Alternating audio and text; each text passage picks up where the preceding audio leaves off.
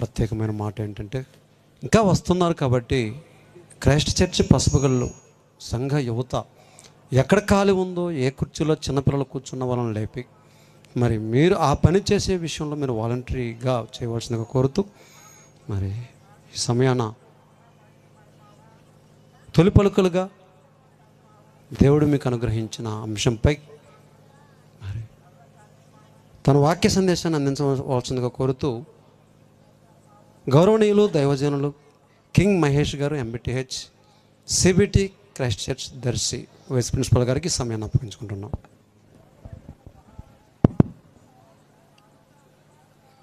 నైతిక విలువలు నేర్పుతున్న బైబిల్ అను 2 రోజుల క్రీస్తు సువార్త విజ్ఞాన మహాసభలలో చివరి రోజు క్రీస్తు సువార్త విజ్ఞాన మహాసభకు విచ్చేసి వేదికను అలంకరించిన గౌరవనీయులు దైవజనులు ముఖ్య వాక్య ఉపదేశకులు శ్రీనన్నయ్య గారికి నా ప్రత్యేకమైన వందనాలు తెలియజేస్తున్నాను. అలానే వేదికను అలంకరించిన దైవజనులకును కూడి వచ్చిన ప్రియులైన మీ అందరికీ మన ప్రభువును ప్రియరక్షకుడైనటువంటి యేసుక్రీస్తు వారి పేరిట నా శుభములు వందనాలు తెలియజేస్తున్నానండి. ప్రియులరా, మరి చిన్న ప్రార్థన చేసుకుందాం. మమ్మల్ని మిక్కిలిగా ప్రేమించిన మా కన్న తండ్రి, మహోన్నతుడా, ప్రేమ కలిగిన దేవ తండ్రి, మీ దయ వలన మీ కృప వలన 2 రోజుల ఈ సభలలో తండ్రి మొదటి రోజు సభను విజయవంతంగా జరిగించారు. అందును బట్టి మీకు కృతజ్ఞతలు తెలుపుతూ ఈ 2వ రోజు సభలో కూడా తండ్రి ఏ మాటలైతే మీ కుమారుని నోట మాకు వినిపించడానికి తండ్రి మీరు సిద్ధపరిచి ఉన్నారో ఆ మాటలు మాకు చెప్పునట్లు తండ్రి సమయోచితమైన జ్ఞానమును వాక్శక్తిని మీ కుమారునికి అనుగ్రహించండి తండ్రి. ప్రారంభముగా తొలి పలుకులుగా కొన్ని మాటలను తండ్రి మీ పిల్లలకు నేను అందించబోతుండగా సమయోచితమైన జ్ఞానమును వాక్శక్తిని నాకు ప్రసాదించమని వేడుకుంటూ మా ఈ చిన్ని మాటలు ముగిస్తూ మీ ప్రియకుమారుడు మా రక్షకుడునైనా యేసుక్రీస్తు వారి పుణ్యనామమున ఈ ప్రార్థనను అడిగి సమర్పిస్తున్నాను మా కన్న తండ్రి, ఆమేన్. ప్రియులరా, నైతిక విలువలు నేర్పుతున్న బైబిల్ నిన్నటి దినాన మంచి చెడుల అర్థాన్ని చెప్పిన బైబిల్ అనే విషయాన్ని మరి చాలా అద్భుతమైన సందేశాన్ని మనకు అన్నయ్య గారు వినిపించారు. అలానే మరి ఈరోజు నైతిక విలువలు నేర్పుతున్న బైబిల్ అనే అంశంపై నాకు తెలిసి ఇప్పటి వరకు మీరు ఎప్పుడు వినని సంగతులను వినబోతున్నారు అనుకుంటున్నాను. చాలా అద్భుతమైన సంగతులు వినిపిస్తారు. మరి జాగ్రత్తగా శ్రద్ధ కలిగి మరి వినాలని ప్రేమతో మిమ్మల్ని కోరుతూ, ప్రియులరా, నైతిక విలువలు నేర్పుతున్న బైబిల్ అని టైటిల్ వేశాము అని అంటే, నైతిక విలువలు నేర్పుతుందా బైబిల్? నైతిక విలువలను బైబిల్ నేర్పుతుంది అని చెప్పడానికి ముందు అసలు నైతిక విలువలంటే ఏంటి? నైతిక విలువలని వేటినంటారు? దానివలన ఈ సమాజానికి వచ్చే ప్రయోజనం ఏంటి? ప్రియులరా, ఆలోచిద్దాం. నైతిక విలువలంటే ఏంటి? ఏది మంచి, ఏది చెడు, ఏది తప్పు, ఏది ఒప్పు అనే 2 విషయాల మధ్య వ్యత్యాసాన్ని గుర్తించడానికి తోడ్పడేవే నైతిక విలువలు. ప్రియులరా, ఏది మంచో ఏది చెడో ఒక స్పష్టమైన అవగాహన మనకు రావాలి అని అంటే ఈ రెండిటి మధ్య ఉన్నటువంటి వ్యత్యాసం ఈ రెండిటి మధ్య ఉన్న వ్యత్యాసాన్ని గుర్తించడానికి తోడ్పడేదే నైతిక విలువ, నైతిక విలువలు అని అంటారు. ఇంకా చెప్పాలి అని అంటే ఒక వ్యక్తి యొక్క వ్యక్తిత్వాన్ని ఉన్నతంగా తీర్చిదిద్ది, ఉన్నతంగా అంటే ఈ సమాజానికి ఉపయోగపడేవాడిగా, ఈ సమాజ శ్రేయస్సు కోరేవాడిగా అతని యొక్క వ్యక్తిత్వాన్ని ఉన్నతంగా తీర్చిదిద్ది ఈ సమాజంలో ఉన్న ప్రజలందరూ సామరస్యంగా బ్రతకడానికి, ఈ ప్రజల మధ్య ఉన్నటువంటి సంబంధం లేదా ఈ సామరస్యంగా ఈ ప్రజలందరూ ఉండడానికి వారి మధ్య నెలకొల్పవలసినవి, వారి మధ్య ఉండవలసినవి ఏంటయ్యా అంటే నైతిక విలువలు అని అంటారు. ఉదాహరణకి ఏమండి, నిజాయితీ, గౌరవించడం, న్యాయం, ఏమండి, నిజాయితీ, దయ, కరుణ, గౌరవం, న్యాయం, విశ్వాసం, ఇలాంటన్నీ కూడా నైతిక విలువల కిందకు వస్తాయి. అందులో ఒక నైతిక విలువ గురించి నేను చెప్పి ముగిస్తానండి. నిజాయితీ. నిజాయితీ అని అంటే పిల్లరా నమ్మకం కలిగి ఉండడం, నిజం మాట్లాడడం, నమ్మకం కలిగి ఉండడం పిల్లరా. అలానే చిత్తశుద్ధి కలిగి ఉండడం. ఈ పదాన్ని అప్పుడప్పుడు మనం వింటూ ఉంటాం.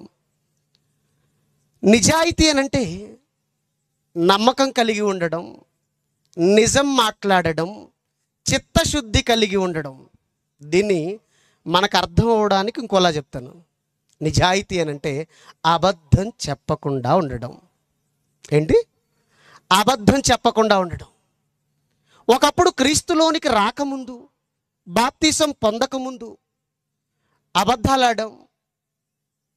ఎంతోమంది అబద్ధాలాడేవారిగా, వ్యభిచారులుగా, దొంగలుగా, ఈ సమాజాన్ని సర్వనాశనం చేసేవారిగా క్రీస్తులోనికి రాకముందు ఈ లోకంలో లోకానుసారంగా బ్రతుకుంటాం.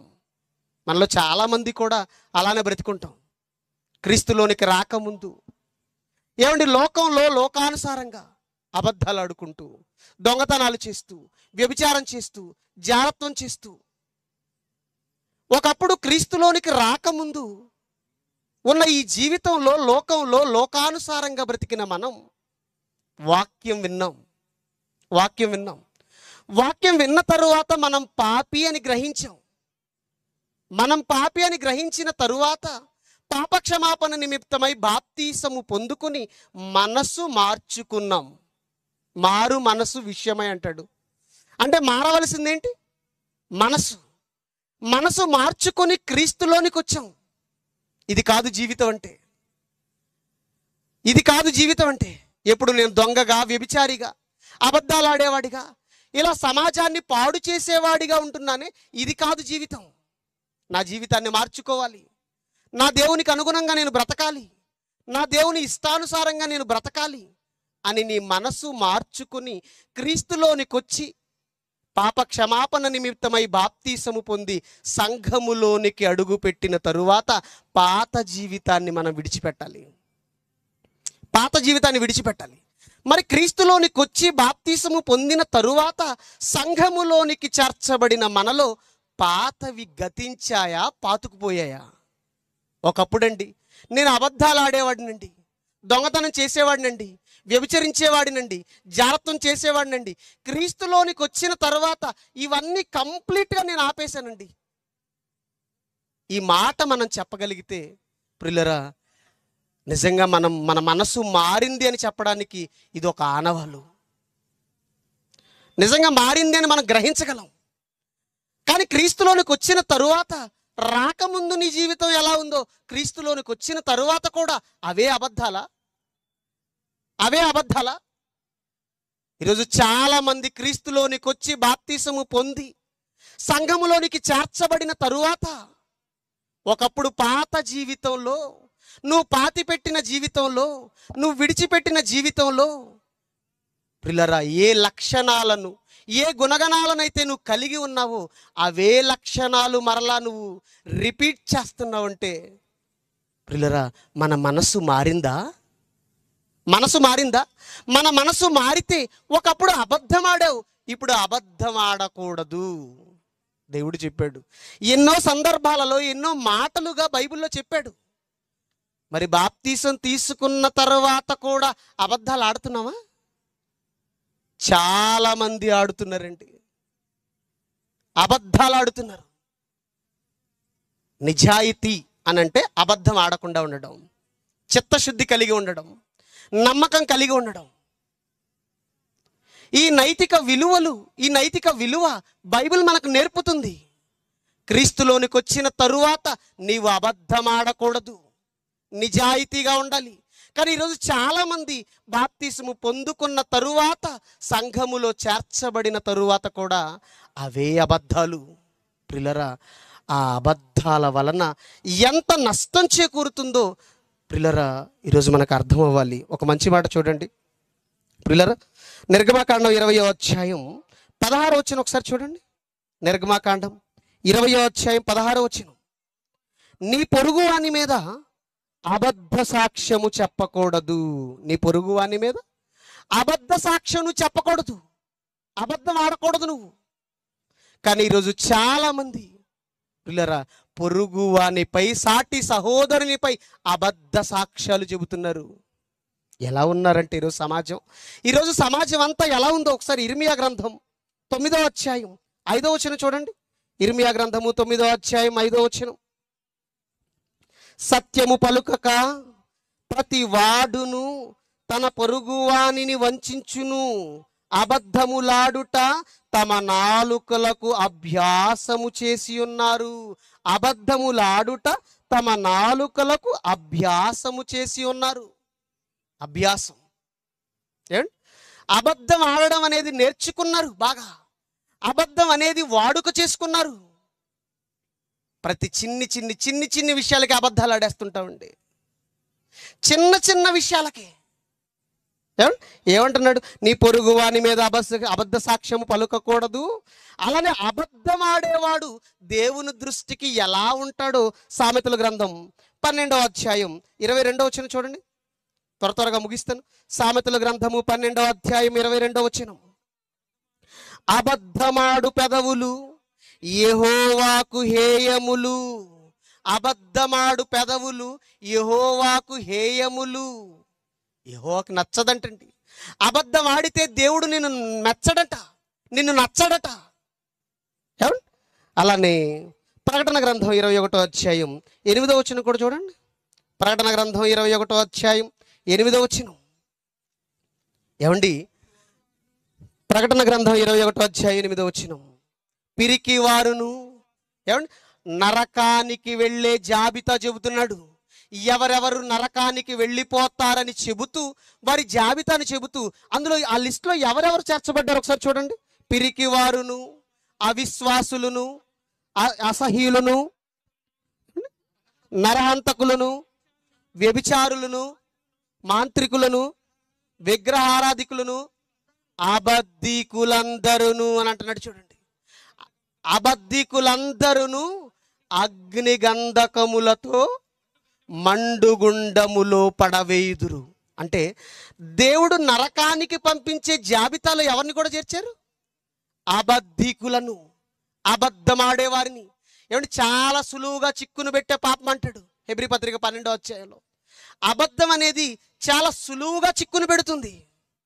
ఏమండి? ఒకప్పుడు క్రీస్తులోనికి రాకముందు, బాప్తిసం పొందకముందు లోకంలో లోకానుసారంగా మనం జీవించేటప్పుడు అబద్ధం ఆడామంటే అర్థం ఉందండి. కానీ క్రీస్తులోనికి వచ్చిన తరువాత, బాప్తిసం పొందుకున్న తరువాత, సంఘములో చేర్చబడిన తరువాత నిజాయితీగా ఉండవలసిన నీవు అబద్ధమాడుతున్నావు అని అంటే నీ పాత జీవితాన్ని ఎక్కడ విడిచిపెట్టావు? నీ మనసు ఎక్కడ మారింది? నీ మనసులో మార్పేది? అలానే మరొక మాట కూడా చూడండి. కీర్తన గ్రంథం 15వ అధ్యాయం, కీర్తన గ్రంథము 15వ అధ్యాయం 1వ వచనం చూడండి. యెహోవా యెహోవా నీ గుడారములో అతిథిగా ఉండదగిన వాడెవడు? నీ పరిశుద్ధ పర్వతము మీద నివసింపదగిన వాడెవడు? యథార్థమైన ప్రవర్తన కలిగి నీతిని అనుసరించుచు హృదయపూర్వకముగా నిజము పలుకువాడే. హృదయపూర్వకముగా నిజము పలుకువాడే. ఏమండి? యెహోవా నీ గుడారములో అతిథిగా ఉండదగిన వాడెవడు? దేవుని సంఘములో నీవు నిలవాలి అనంటే, మరణించిన మరుక్షణం ఈ దేవుని సంఘములో ఇక్కడ నిలబడిన నీవు పరలోకానికి వెళ్ళాలి అనంటే ఎలా ఉండాలంటున్నాడు? యథార్థమైన ప్రవర్తన కలిగి, యథార్థమైన ప్రవర్తన కలిగి నీతిని అనుసరించుచు హృదయపూర్వకముగా నిజము పలుకువాడే. అట్టివాడు నాలుకతో కొండెములాడడు, తన చిలికానికి కీడు చేయడు, తన పొరుగు వాని మీద నింద మోపడు. ఏమంటాడండి? నిజముగా యథార్థమైన హృదయం, యథార్థమైన ప్రవర్తన కలిగి నీవు నీతిని అనుసరించి హృదయపూర్వకముగా నిజము పలికితే నీలో గుణగణాలు, లక్షణాలు, నీ క్యారెక్టర్ ఎలా ఉండాలో తెలుసా? అట్టివాడు నాలుకతో కొండెములాడడు, తన చిలికానికి కీడు చేయడు. తన చిలికానికి కీడు చేయకూడదు. నీ సాటి సహోదరుడా, నీ స్నేహితుడా, నిన్ను నమ్మిన నీ సాటి సహోదరునికి నువ్వేం చేయకూడదు? కీడు చేయకూడదు. ఈరోజు సమాజం అంతా ఎలా మారిపోయిందంటే స్వార్థపూరితంగా మారిపోయిందండి. స్వార్థం. నేను బాగుంటే చాలు, ఎదుటివాడు పాడైపోయినా పర్వాలేదు. నేను బాగుంటే చాలు, ఎదుటివాడు నాశనం అయిపోయినా పర్వాలేదు. ఎదుటివాడి శ్రేయస్సు కోరుకొని స్వార్థపూరితమైన జీవితం. ఇది ఒకప్పుడు క్రీస్తులోనికి రాకముందు నీ దగ్గర ఉంది అని అంటే ఓకే, నువ్వు అప్పుడు క్రీస్తు తెలియదు, దేవుడు తెలియదు, వాక్యం తెలియదు, నీలో ఉంది అని అంటే ఒక అర్థం ఉంది. కానీ క్రీస్తులోనికి వచ్చిన తరువాత కూడా నీ సాటి సహోదరుని నాశనాన్ని నువ్వు కోరుకుంటున్నావు అని అంటే నీలో యథార్థ ప్రవర్తన లేదు. ఏమంటున్నాడు చదవండి. యథార్థమైన ప్రవర్తన కలిగి నీతిని అనుసరించుచు హృదయపూర్వకముగా నిజము పలుకువాడే అట్టివాడు నాలికతో కొండెములాడడు, తన చెలికానికి కీడు చేయుడు, తన పొరుగు వాని మీద నింద మోపడు. నింద.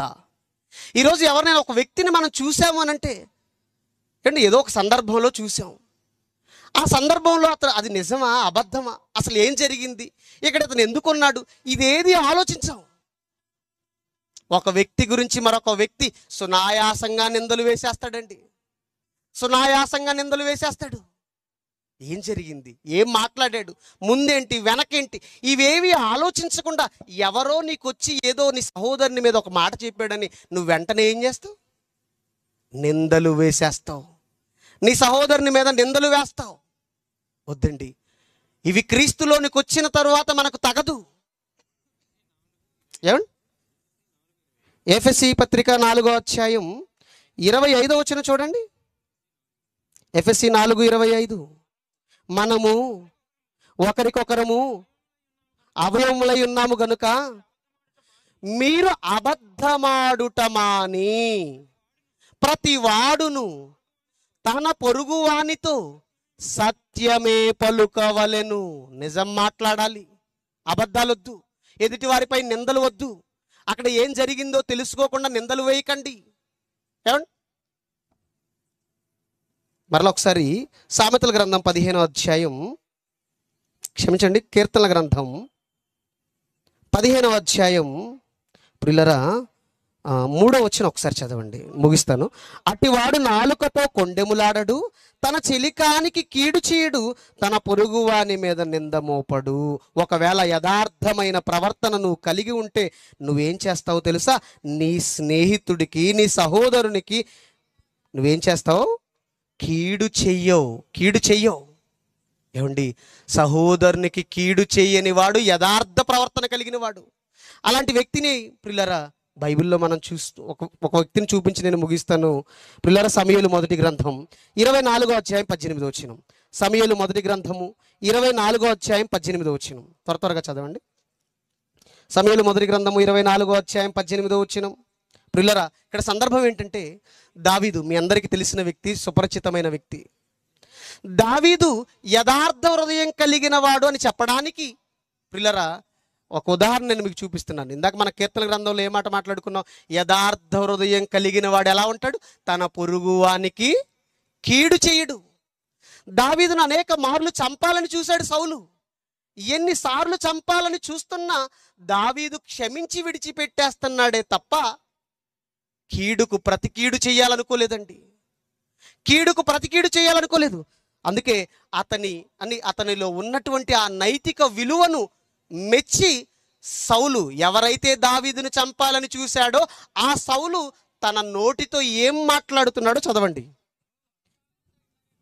సౌలు దావీదుతో ఇట్లా, నేను యెహోవా నన్ను నీ చేతిని అప్పగింపగా నన్ను చంపక విడిచినందుకు ఈ దినమున నీవు నా అపకారమునకు ఉపకారము చేసిన వాడవే. చూడండి ఎంత చక్కగా మాట్లాడుతున్నాడు. నా ఎడల నీకున్న ఉపకార బుద్ధిని నీవు వెల్లడి చేసితివి.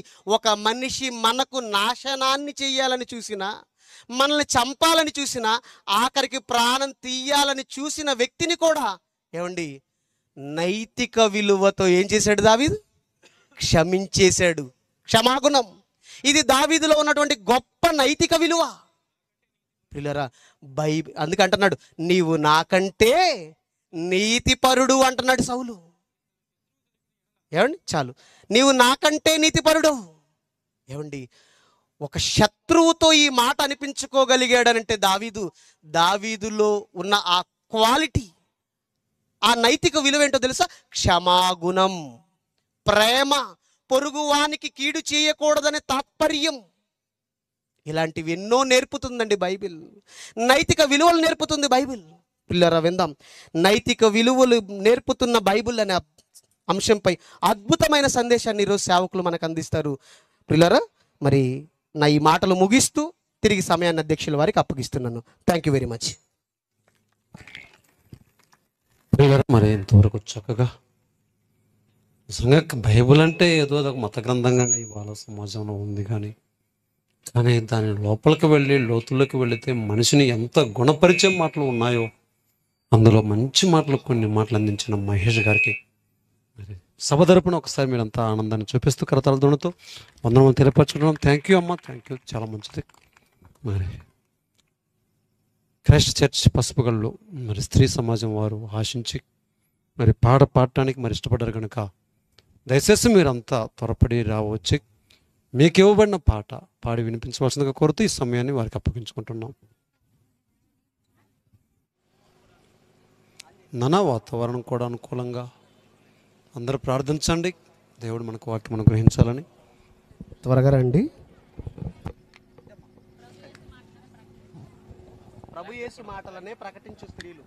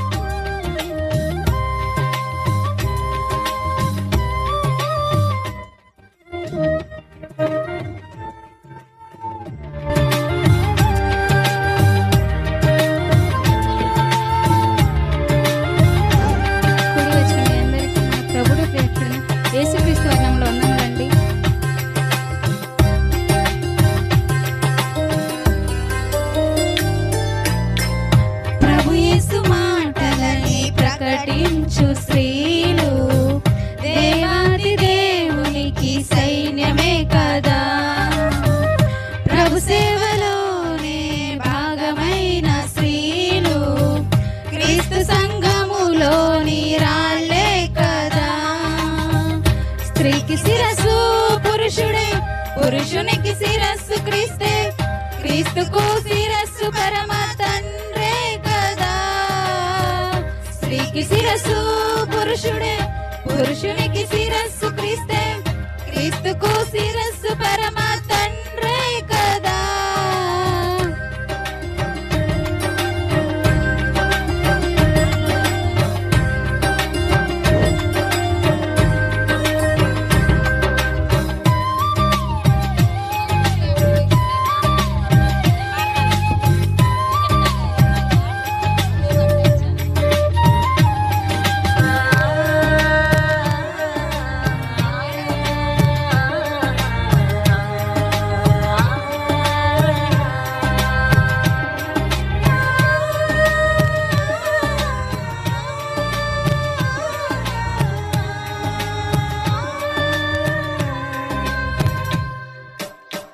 బలహీన ఘటమైన సంఘములు సగభాగమే, స్త్రీ దేహమే దైవాలయమేగా.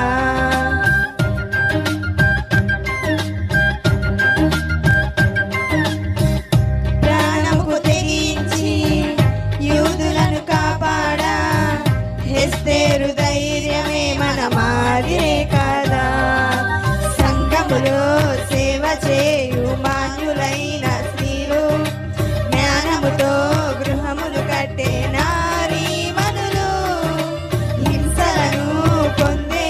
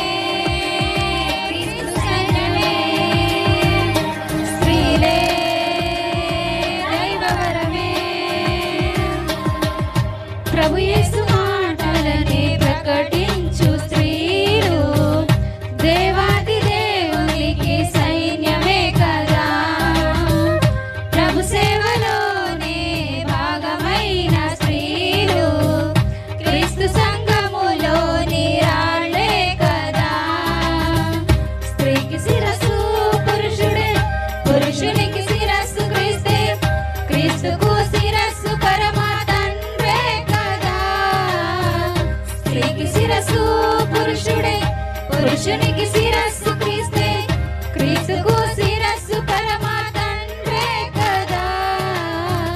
ప్రభు యేసు మాటలని ప్రకటించు స్త్రీలు దేవాది దేవునికి సైన్యమే కదా. ప్రభు సేవలోనే భాగమైన స్త్రీలు క్రీస్తు సంఘములోని రాళ్ళే కదా. ఈ అవకాశం ఇచ్చిన తండ్రి అయిన దేవునికి మా వందనములు. చక్కగా పాట పాడి వినిపించిన జేబీఆర్సీ క్రైస్ట్ చర్చ్ పసుపుగల్లు స్త్రీ సమాజం వరకు సభ తరపున వందనములు తెలియపరచుకున్నాం. థ్యాంక్ యూ అమ్మా, చాలా చక్కగా పాట పాడినారు.